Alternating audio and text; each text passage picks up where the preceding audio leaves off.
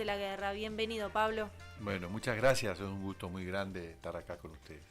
El gusto es nuestro de tenerte acá en el piso, sabiendo que tu agenda es bastante apretada porque has venido a Tierra del Fuego y ya estuviste, como nos contabas recién, el lunes por la ciudad de Río Grande, ayer por la ciudad de Tolwyn y bueno, hoy con una charla programada en la ciudad de Ushuaia, específicamente sobre este libro que has escrito, Malvinas y Derechos Humanos, una historia de investigación por torturas a los soldados argentinos en las Islas Malvinas. Sí, decía que muy contento de estar acá porque tanto el gremio de trabajadores de la educación de Tierra del Fuego y Daniel Guzmán armaron una agenda increíble de medios, de contactos, de presentaciones, que me pone muy contento y bueno, muy agradecido por eso, ¿no? Y la verdad es que es un tema complejo porque siempre hemos disociado la mirada de Malvinas de la mirada de derechos humanos, ¿no? Bueno, yo soy militante de derechos humanos, soy abogado, tuve varios lugares institucionales en el tema de derechos humanos y aprendí de las compañeras luchadoras que tanto nos han enseñado en este tiempo en la Argentina y en el mundo, que ellas dicen que cuando uno se coloca los anteojos de género ve el mundo con perspectiva de género, ¿no? Y yo digo que cuando uno se coloca los anteojos de derechos humanos ve el mundo con perspectiva de derechos humanos. Y Malvinas es increíble cómo nunca hemos podido relacionar Malvinas con derechos humanos cuando desde el propio dato constitutivo de la guerra de Malvinas, que fue una decisión de la dictadura militar, hay allí elementos de derechos humanos, hasta no atravesando toda esta historia de más de 40 años, hasta el día de hoy, en que podemos seguir mirando Malvinas con perspectiva de derechos humanos, cuando tenemos el caso de la depredación pesquera que impacta sobre el medio ambiente, una ocupación colonial que implica menoscabo a derechos colectivos, en fin, una larga lista de derechos vulnerados en esta situación, que bueno, estamos contando, recorriendo, pensando juntos, invitando a pensar y escuchando la tan cambiante realidad de Malvinas que nos obliga a estar permanentemente activos en esto, ¿no? Qué importante esto que decís de no disociar los derechos humanos justamente de un hecho como una guerra, en donde se vulneran justamente una cantidad impresionante de derechos humanos sobre las personas, tanto las que están involucradas directamente como el impacto que tiene sobre los territorios también cuando se sucede un conflicto bélico.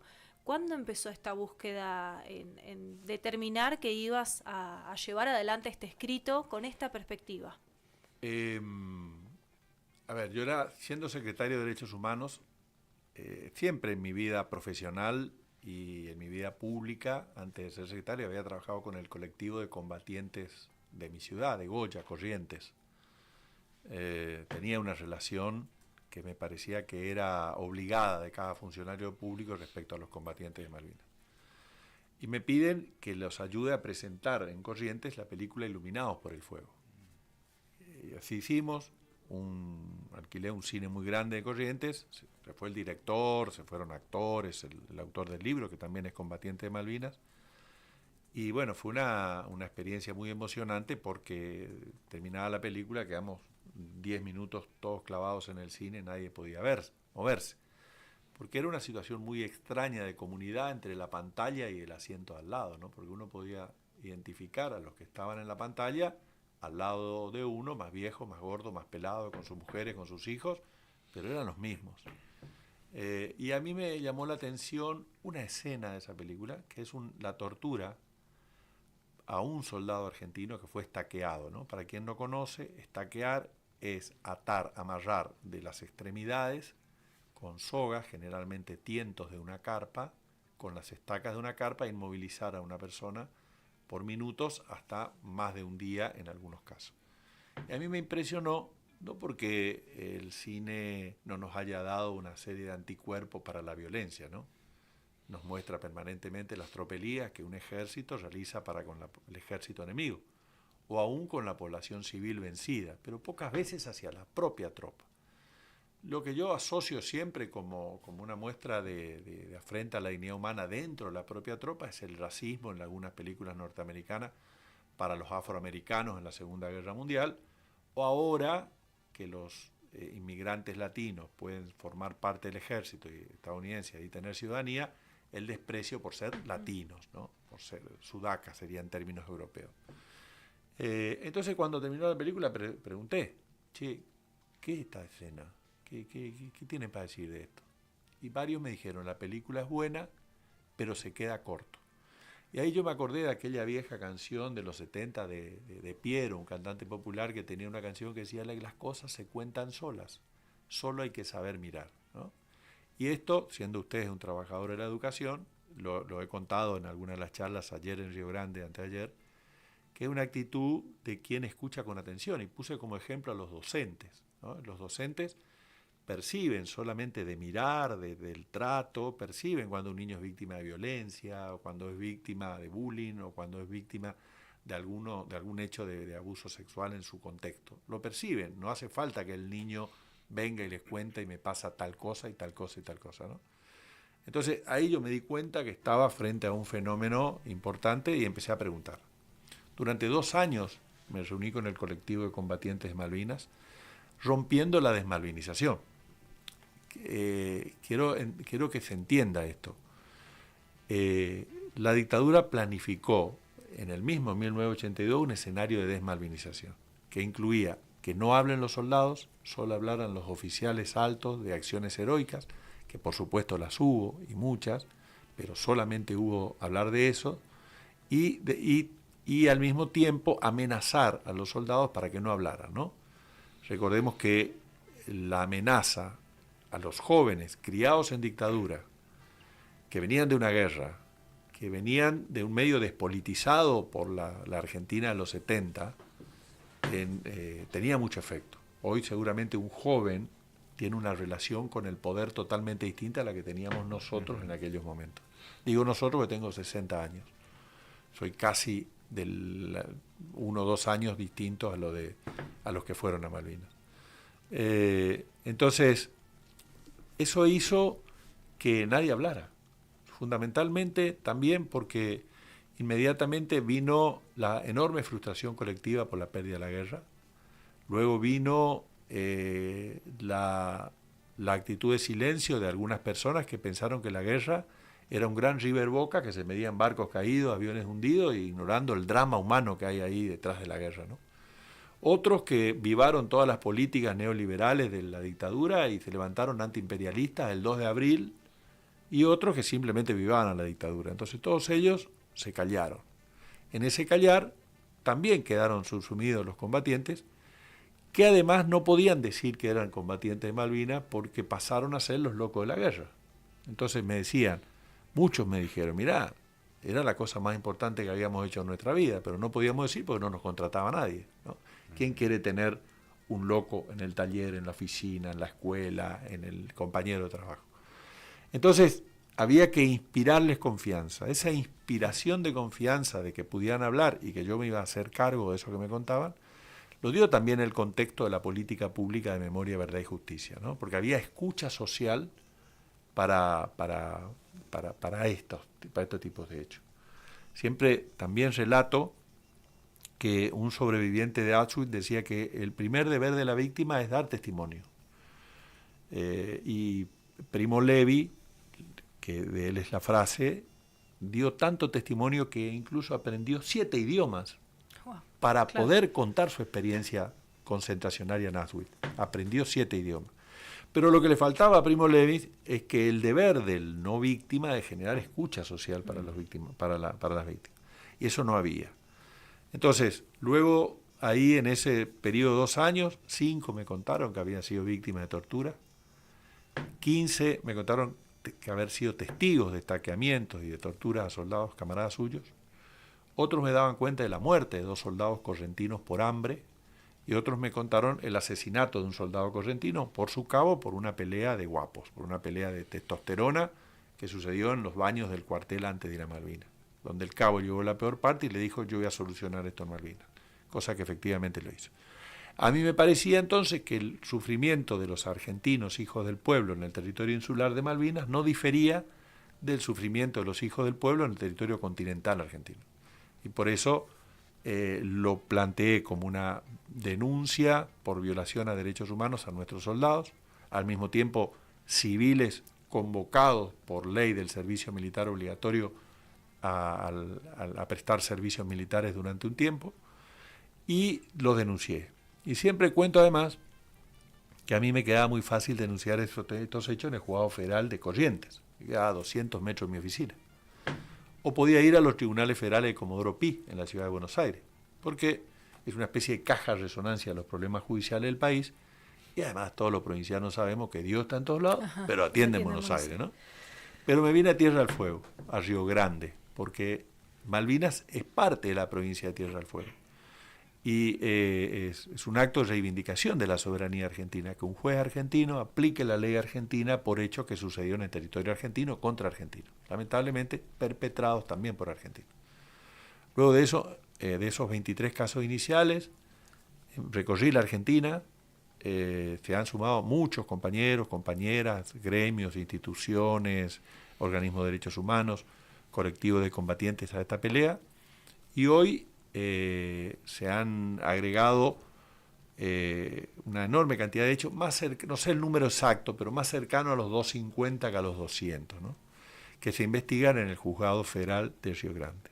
Lamentablemente, con los tiempos matusalénicos que tiene la justicia, ¿no? Que donde ignorando aquello, yo les digo siempre cuando me tengo que hablar de lo que he escuchado, que el dolor de las víctimas siempre se cuenta en tiempo presente, ¿no? Uno puede hablar con una víctima y empieza a decir, bueno, hace 3 años, pero uno se da cuenta, si presta escucha atenta, que al poco tiempo ese relato cobra virtualidad y presencialidad y corporalidad en ese momento.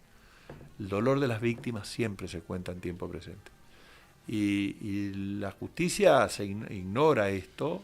El Poder Judicial, en realidad, la justicia es un valor, el Poder Judicial debería estar al servicio del valor justicia, ignora esto y se toma tiempos que hace que, por ejemplo, la causa hoy esté en la Corte Suprema, la causa en Tierra del Fuego no avanza mucho, y nosotros hemos además denunciado estos hechos ante la Comisión Interamericana de Derechos Humanos por violación al deber de verdad y al deber de justicia que tiene el Estado, colocándonos en una nueva paradoja y en la posibilidad de ver otra nueva hipocresía colectiva. Que yo siempre digo que en general se dice, los héroes de Malvinas el 1 de abril, che, ¿qué hacemos mañana con los héroes de Malvinas?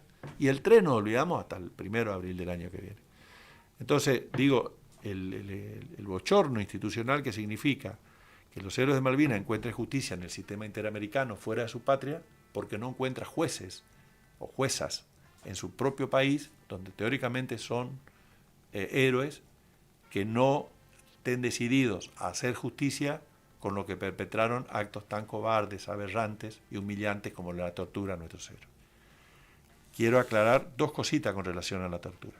La tortura está absolutamente prohibida en todos los sistemas jurídicos del mundo. Está prohibida incluso en las normas de la guerra, que son las Convenciones de Ginebra. Usted puede matar a un soldado enemigo, porque en definitiva depende de su vida, la de sus camaradas, la de su pueblo, la de su patria, la de su nación, la de su Estado. Pero si usted reduce a un soldado enemigo, tiene la obligación de cuidarlo, de atenderlo, de brindarle seguridad, de darle atención médica, y rige la prohibición de la tortura. O sea, usted no puede torturar a un soldado enemigo que hasta minutos antes vino a matarlo a usted. No lo puede torturar. No puede torturar para buscar información. Entonces imagínese que tampoco puede torturar a su propia tropa. Claro. Y en tren de encontrar una explicación, porque la tortura es un bien jurídico absoluto. Fíjese que la vida, hay países que admiten la pena de muerte. Yo estoy en contra de la pena de muerte, pero hay países que lo admiten. Pero ningún país admite la tortura. Así que tiene un valor tan absoluto que no encuentra ningún tipo de justificación. Pero en tren de tratar de encontrar una explicación solamente para tratar de entender el fenómeno, si no pensamos que fue obra de un cabo que se enloqueció, un sargento, un teniente. No, porque hubo tortura en todos los lugares, en todas las unidades militares, en todos los grados, de las 3 fuerzas, en toda la isla. Entonces no fue un caso aislado, ¿no? Fue masivo, fue una consigna que dijeron, bueno, hagan. Entonces, traten de encontrar una explicación. No fue por cobardía, que no lo justifica, pero alguna cabeza fiebrada lo puede entender. Ni por pasar información al enemigo, ni por negarse a combatir, ni por desobediencia. No. Todas las torturas tuvieron una motivación famélica. Es decir, es una respuesta. Yo me resisto a decir robo de comida cuando un soldado, a veces mal equipado, a veces mal preparado, a veces mal entrenado, necesita entre 4.000 y 5.000 calorías por día para enfrentar el estrés bélico, el frío, las ropas de verano para los soldados correntinos, no poder bañarse durante tanto tiempo, necesita eso y recibe entre 800 y 1.200. Entonces toma una lata de corned beef, un paquete de galletitos, mata a una oveja. Yo me resisto a decir robo de comida. Entonces, como una respuesta de conducción frente a esto, fue la tortura. Después he visto, cosa que yo no lo había visto originalmente, porque no había soldados judíos en Corrientes, pero aprecié la tortura motivada por odio racial a soldados judíos. Y finalmente encontré también casos de tortura disciplinaria, ¿no? Como una respuesta frente a quien llegaba a una formación tarde o riéndose o alguna de estas cuestiones, ¿no? Así que esto es parte de lo que está en esta investigación, y lo que me parece que este libro colectivo, por otra parte, porque todas las causas de justicia son colectivas en nuestro pueblo, impulsa, ¿no? Encontrar comunicadores sociales, gremios, instituciones, nuevos jueces, nuevos combatientes de Malvinas, víctimas, ¿no? Hace 10 días estuve en Bahía Blanca, en Punta Alta, presentando el libro, y vino a la presentación un soldado que había sido torturado, perteneciente al regimiento 181 de telecomunicaciones de Bahía Blanca. Es decir, cada presentación aparece alguien que dice, voy a hablar con mi esposo, voy a hablar con mi hijo, con mi hermano, con mi tío, que le pasó esto.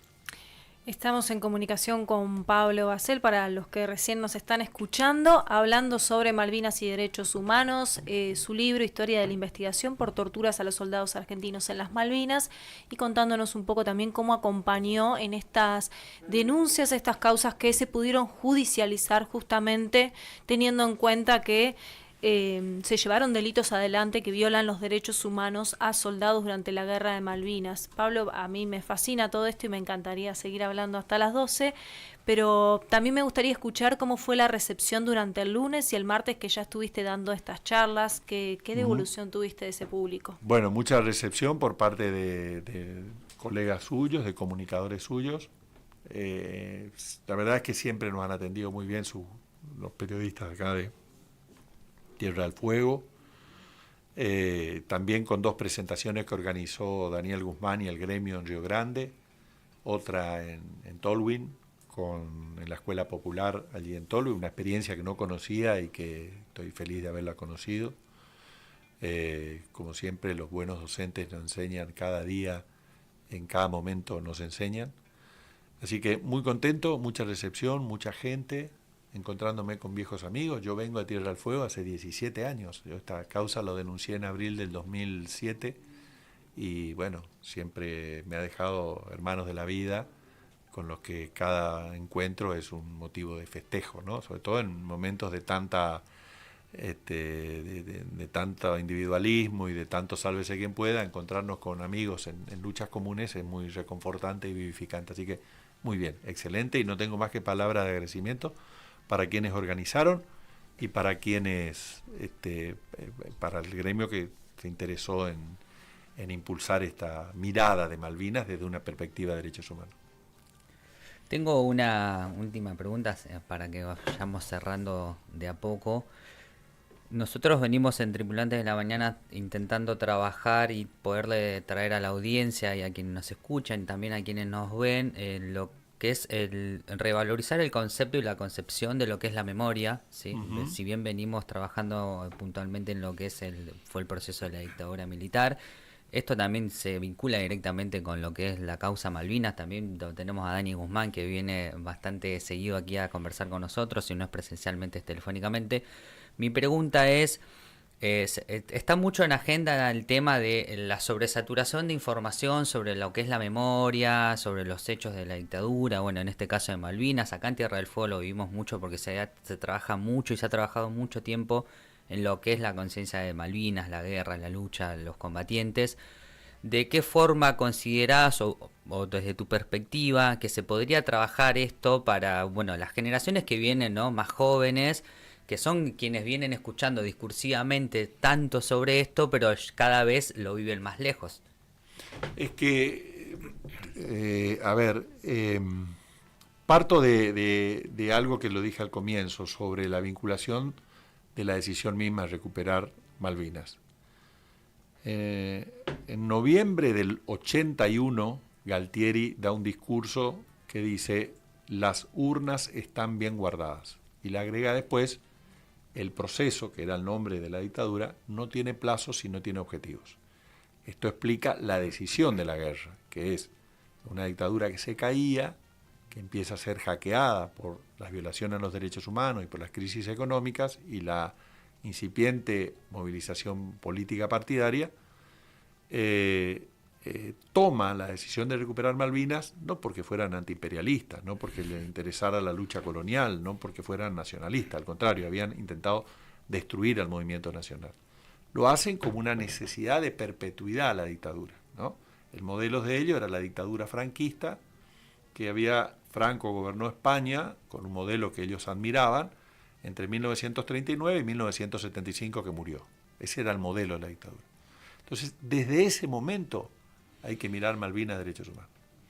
Por otra parte, mirar hoy, si miramos solo la guerra fue un hecho dramático, terrible, tremendo, trágico para muchas familias, pero fueron 74 días en 190 años de ocupación imperial. Esto es una violación a los derechos humanos colectivos del pueblo argentino, a su soberanía, a su integración territorial y a su desarrollo económico. Y hoy hay vulneraciones de derechos humanos. Por ejemplo, esto que la dictadura, el Estado argentino ya violó los derechos humanos de los combatientes de Malvinas cuando los torturó o cuando permitió la tortura, cuando generó la impunidad y ahora, hoy, cuando no investiga estos hechos, ¿no? El acceso a la justicia es un derecho de todo ser humano. Y mirando además la cuestión Malvinas, hay violaciones masivas de derechos humanos cuando tenemos la depredación pesquera que realiza la potencia colonial ocupante, que impacta sobre el derecho al medio ambiente, ¿no? La casa común, diría el Papa Francisco. Al mismo tiempo, es un impacto sobre nuestro derecho a la alimentación, porque la depredación pesquera genera un impacto en los volúmenes de captura y en la calidad de la captura, que impacta sobre las generaciones actuales y presentes que tienen una fuente de proteína extraordinaria en el mar y que no la van a poder aprovechar. Al mismo tiempo, el armado de una base militar de enormes proporciones, que constituye el territorio más militarizado del mundo en relación población militar, población civil, y armamentos que exceden la capacidad de defenderse supuestamente Argentina para agredir a cualquier otro país de América Latina, demuestra que tenemos una base muy cerca de acá, es el punto de Tierra del Fuego más cerca de las Malvinas, que es una amenaza a la paz. Entonces, mirar Malvinas podemos mirarlo hoy desde perspectiva de derechos humanos. Pero es imposible hacer esto si uno no tiene memoria. Memoria no es historia, ¿eh? Historia puede ser citarla, al día tal pasó tal cosa, al año tal pasó tal cosa. Memoria es extraer la experiencia colectiva y las enseñanzas de ese hecho para poder entender lo que no hay que transitar hoy en la vida o lo que hay que hacer, ¿no? Y me parece, vos decís sobresaturación, yo creo que no hay sobresaturación, yo creo que hay un déficit en las políticas de memoria, porque si no, claramente, en materia de Malvinas no tendríamos un presidente que desprecia la cuestión de soberanía nacional, no tendríamos un presidente que desprecia la cuestión Malvinas, no tendríamos un presidente que admira a una criminal de guerra como Margaret Thatcher, no teníamos un presidente que nos propondría acá mismo, a metros de este lugar, una base de la OTAN, socia de los Estados Unidos, de un país que junto con Israel son los únicos dos países que en cada año acompañan a Gran Bretaña en la votación en Naciones Unidas. Y tampoco tendríamos una vicepresidenta negacionista que cree que no hubo crímenes, que no hubo torturas, que no hubo secuestro de niños. O sea que yo creo que nos faltó política pública de derechos humanos, política pública de memoria, y nos faltó eso, vincularlo transversalmente con los procesos educativos de todo el pueblo argentino, ¿no? Desde el jardín de infante, cuando, por ejemplo, yo colaboro con abuelas de Plaza de Mayo. Las abuelas tienen programas educativos para las maestras iniciales de cómo enseñar a los niños derecho a la identidad, ¿no? Que es un derecho argentino. Es un derecho que se incorpora en la Convención de los Derechos de los Niños a partir de la lucha de las abuelas. No hay otro país en el mundo, en las universidades del mundo, cuando se enseña el derecho a la identidad, se dice el derecho argentino, la cláusula argentina, con orgullo, lo repito. Entonces, desde el nivel inicial hasta los niveles universitarios, claramente nos faltó más profundizar los contenidos de memoria. Tal vez el error fue plantearlo solamente como una cuestión del pasado. Lo que probablemente nos falta es enseñar que con políticas públicas de memoria es que podemos tener claro que es inaceptable la discriminación por opción sexual, como estamos pasando hoy, o la violencia institucional transmitida de los primeros niveles, concretamente desde el presidente de la República, cuando dice que los que piensan como él son argentinos de bien y los que no pensamos como él tenemos disonancia colectiva, disonancia cognitiva, o somos zurdos empobrecedores, y nos agrega cada día un insulto más, como si los zurdos, los comunistas o los marxistas no tienen derecho a pensar y no tienen derecho a soñar con un país distinto, como tengo derecho yo, que no soy marxista, o como cualquier otro, ¿no? Entonces, hay un clima de violencia institucional que instala de las más altas magistraturas, que con una adecuada política de memoria todos estaríamos repeliéndola casi epitelialmente, ¿no? Casi desde la piel, esta cuestión es cuando uno dice me cae bien de piel o me cae mal de piel. Bueno, las políticas que de violencia institucional deberían caernos así. Así que yo creo que tendremos que insistir, y por eso destaco el programa de usted, destaco que un gremio tenga un programa de radio, tenga emisoras de radio, porque me parece que es la memoria se siembra, ¿no? La memoria, y se siembra cada día, a diferencia de los cultivos anuales. Mis padres eran agricultores que plantaban tabaco una vez al año. Yo creo que la memoria se siembra cada día, y el nunca más se construye cada día, porque cuando uno dice nunca más, está diciendo nunca menos a la violencia, nunca menos que vivir sin violencia, nunca menos a un montón de cosas, ¿no? Así que, bueno, ese es el desafío. Pablo Bacel, aquí en Tripulantes de la Mañana. Vas a estar hoy a las 16 horas en la sede del Bachillerato Popular, aquí en lo que es en las instalaciones del SUTEF, Hipólito Yrigoyen 1380, a partir de las 16 horas, presentando tu libro, ¿sí? Malvinas y Derechos Humanos, junto a soldados combatientes de Malvinas. Queremos agradecerte por tu tiempo, por haber venido aquí a Tripulantes de la Mañana. Agradecerte por agradecer nuestro trabajo también. No, me lo voy a llevar como un gestito del día de hoy, como un mensaje muy cálido. Agradecerte por tus palabras también, fuiste muy claro, y esperemos que alguien que nos esté escuchando capte alguna de los conceptos e ideas que has trabajado acá. Me llevó mucha información también, que me anoté ahí varias cositas. Por ejemplo, esto último que dijiste, lo de los derechos del niño, no lo tenía, así que ayer lo voy a investigar. Y bueno, te voy a estar escuchando hoy a la tarde también. ¿Y te puedo robar un minuto más? Sí, por favor, adelante. Quiero contarles, porque la presentación, por supuesto, los invito y los vamos a esperar, pero bueno, todo libro tiene un costo siempre, pero hemos nosotros armado para quienes no puedan acceder en esta ocasión o no puedan ir, nuestra revista, www.revistaliberacion.com.ar, nosotros tenemos un ateneo de pensamiento político en Corrientes desde la perspectiva nacional y popular que se llama Liberación, recreando aquel viejo sueño de Eva Perón, que ayer fue su cumpleaños, que la patria dejará de ser colonia o la bandera flamará sobre sus ruinas, ¿no? Liberación en ese sentido. Ahí van a encontrar el libro, la versión digital, para leerlo, para en línea o bajarlo. Uy, datazo. Y contarles que le voy a dejar este libro para ustedes, para que pueda espero que pueda ser de utilidad en algún otro programa. Y quiero simplemente contar, porque lo dije hoy, que este es un libro colectivo. Este libro tiene el prólogo de dos extraordinarias compañeras maestras de vida, como Estela Carlotto, de Abuelas de Plaza de Mayo, y Tati Almeida, que nos hicieron el prólogo, nos acompañaron siempre en esta lucha. Estoy presentando el libro ahora en 2 semanas en Buenos Aires con Tati y con Estela. Participa Alejo Ramos Padilla, hoy, que fue abogado de esta causa, hoy es juez federal de Dolores, fue abogado de derechos humanos siempre. Ana Careaga, que es con 16 años y estando embarazada sufrió la tortura en un campo clandestino de la dictadura y hoy es especialista en salud mental para víctimas de tortura. Entonces nos cuenta qué le pasa a las víctimas de tortura en general, todo el proceso de salud mental individual, social, familiar, colectiva, y cómo nos incide a todo la impunidad de la tortura, ¿no? Escribe Diego Vigay, que es fiscal federal del Chaco. Él tuvo un reconocimiento muy grande, sobre todo en la mirada de los pueblos originarios, porque él logró hace 2 años, impulsó la causa por la masacre de Napalpí, que es la masacre a los pueblos Con y Mocoy del Chaco por parte del Estado Nacional, y él nos cuenta el derecho a la verdad, por qué los combatientes de Malvinas tienen derecho a la verdad. Y la sentencia es una consagración del derecho a la verdad, ¿no? Escribe Germán Bienpinto, que es un fiscal federal de Corrientes, que nos explica por qué estos son crímenes de lesa humanidad.